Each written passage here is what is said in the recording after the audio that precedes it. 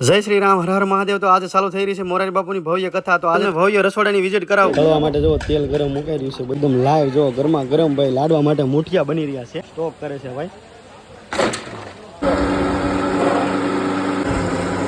ત્યારબાદ જો આમાં સ્ટોક કરીને ત્યારબાદ આમાં લાડવા બનાવવાના છે।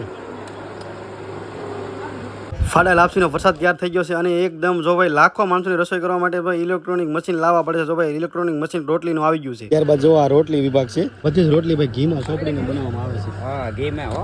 ભાતનો પણ સ્ટોક થઈ ગયો છે। તમે દાળ તૈયાર થઈ ગઈ છે। આજની સબ્જીમાં ભાઈ ભીંડો અને બટેકા છે ભાઈ, અહીંયા ફ્રાય થઈ રહ્યા છે। ભીંડો અને બટેકા ફ્રાય થઈ ગયા ને ત્યારબાદ જો ઉપરથી મસાલો નાખી દીધો છે। ત્યારબાદ બધી વસ્તુ મિક્સ કરી રહ્યા છે।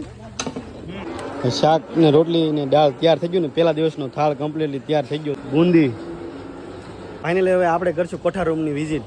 સવારના નાસ્તા માટે જો ભાઈ સેવ ને ગાંઠિયાનો જો સ્ટોક કરી દીધેલો છે। રોજે રોજ સબ્જી બનાવવા માટે એના માટે જો તેલનો સ્ટોક કરી દીધેલો છે કેટલો બધો, અને આ બધો જો ઘીનો સ્ટોક છે, મિનિમમ 1000 ડબ્બા હશે ભાઈ। ચોખાનો સ્ટોક છે, આ બધો જ ભાઈ ઘઉંના લોટનો સ્ટોક કરી દીધેલો છે। આ બધો સ્ટોક જો ગોળની ફેલીનો છે। આ બધી જ ભાઈ શીતલની સાસની સ્ટોક છે। સ્ટોક જો આજનો સબ્જીનો છે ભાઈ, જો કેટલા બધા રીંગણા છે। હાલો તો ભાઈ રામકથાની ફૂલ પ્રોસેસનો વિડીયો આપણે આ યુટ્યુબ ચેનલમાં આવી ગયો છે, ઝડપથી ચેક કરો ને હા ખાસ સબસ્ક્રાઇબ કરવાનું ભૂલતા નહીં અને ઇન્સ્ટાગ્રામ આઈડીને ફોલો કરતા જાજો।